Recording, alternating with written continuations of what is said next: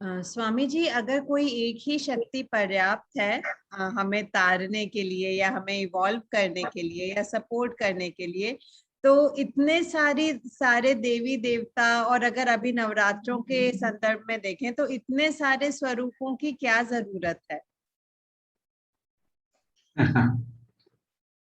हाँ, एक ही शक्ति काफी है। पर ये ऐसा क्यों आइडिया है कि एक ही शक्ति काफी है? इसको थोड़ा समझते हैं, एक ह्यूमन बीइंग के तरीके से, एक इंसान के रूप में समझते हैं।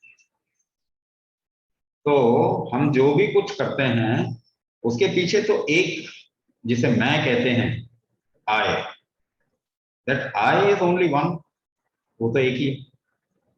But in terms of what we do in our life, जो मैनिफेस्टेशन लाइफ के अलग अलग फॉर्म्स के हैं, आप एक्सपीरियंस सपोज करिए, एक्सपीरियंस की बात करें तो आपका मैं का एक्सपीरियंस ही काफी है, या फिर आप अब एक शिशु को भी एक्सपीरियंस करना चाहते हैं, एक दूसरे इंसान को भी एक्सपीरियंस करना चाहते हैं, आप वातावरण को भी एक्सपीरियंस करना चाहते हैं, आप पानी को एक्सपीरियंस करना चाहते हैं, आप स्वाद को एक्सपीरियंस करना चाहते हैं, आप किसी दृष्टि से किसी चीज सुंदर चित्र को या फिर आसपास जो प्रकृति है उसको भी एक्सपीरियंस करना चाहते हैं। एक्सपीरियंस तो अगर आप देखें बहुत सारे करना चाहते हैं।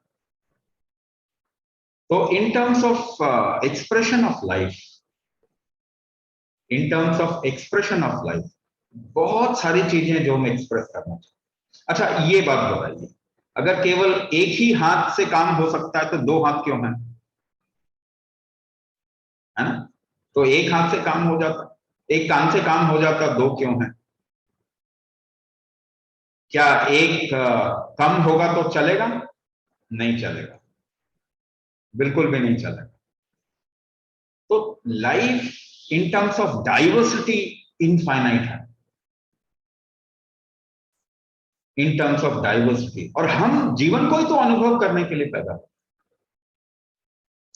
तो अब एक बात बताओ, जो हमारी स्मेलिंग कैपेसिटी है, क्या वो एक शक्ति नहीं है? जो हमारी देखने की कैपेसिटी है, क्या वो एक शक्ति नहीं है? जो सुनने की कैपेसिटी है, क्या वो एक शक्ति नहीं है? जो वो स्वाद करने की कैपेसिटी, स्वाद लेने की कैपेसिटी है, क्या वो शक्ति नहीं है? अब अगर प्रकृति में देखें तो फिर गिनती करना ही मुश्किल हो जाएगा।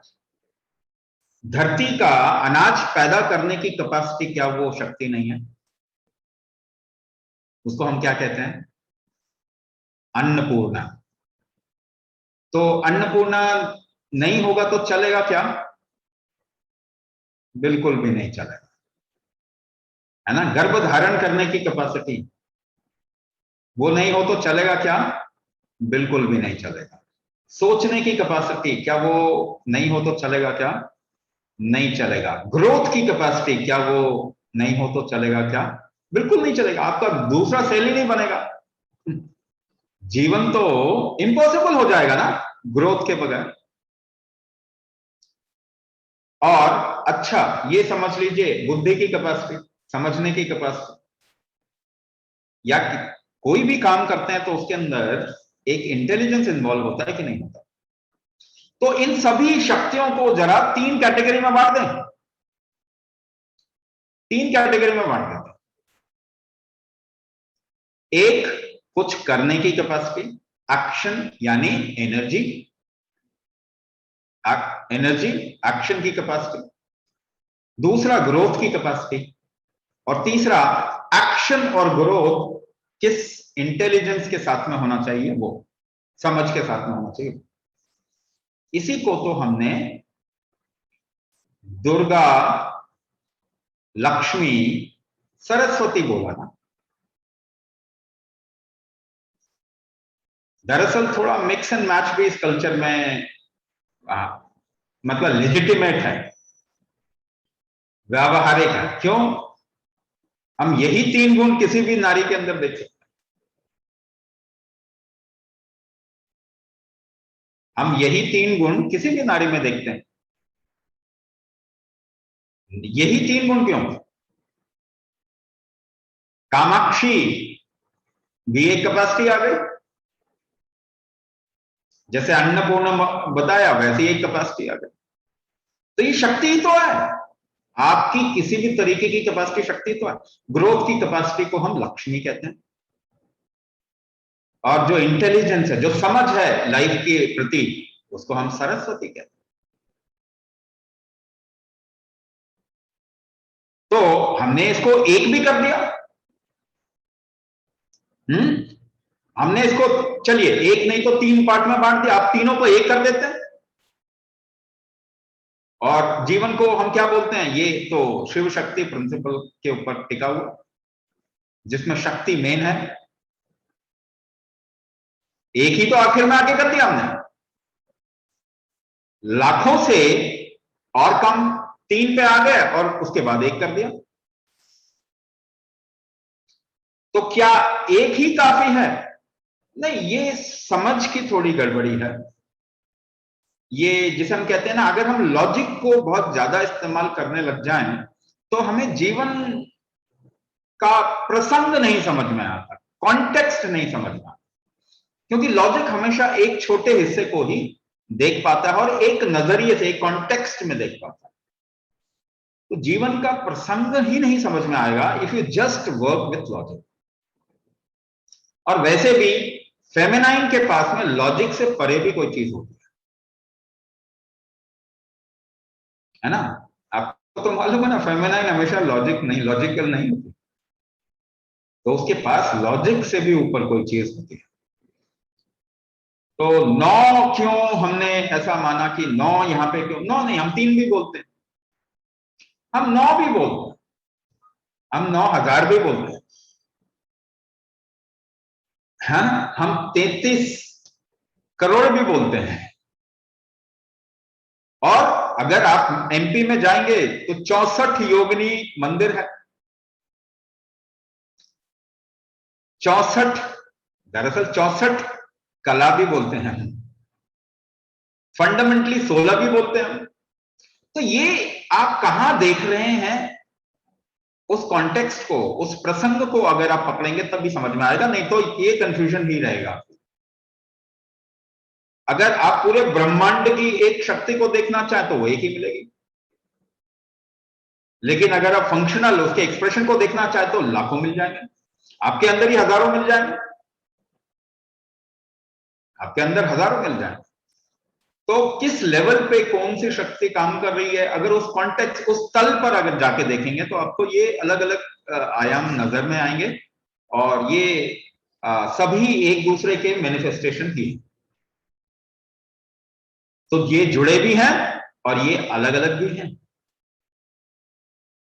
अब नवरात्रों में हम देवी दुर्गा के 9 लाइफ स्टेजेस के बारे में बात कर रहे हैं कि जब वो उनका पृथ्वी पे पदार्पण होता है तो किस तरीके से होता है, पहले कैसी होती है, फिर कैसी होती है। क्या यही चीज आप अपने बच्चे में नहीं देखते? आप एक बच्चे को बड़ा होता हुआ देखते हैं, या किसान अपनी फसल को बड़ा होता देखता है, तो आपको अच्छा लगता है, आप केवल देखने में ही इतने आनंदित हो जाते हैं, अपने बच्चे को बढ़ते हुए देखने में ही खुशी मिल लगती है। तो वही है कि ये जो 9 दिन जो कि feminine in terms of quality होते हैं, जो भी लूनर मंथ है ना, जो लूनर मंथ है, चंद्रमा के मूवमेंट के हिसाब से जो मंथ डिसाइड होता है, लूनर मंथ, उसके पहले 9 दिन जो हो ना, उसकी क्वालिटी फेमिनाइन होती है। तो यही महालय अमावस्या के बाद में 9 दिन है, वैसे ये हर अमावस्या के बाद 9 दिन फेमिनाइन ही होती।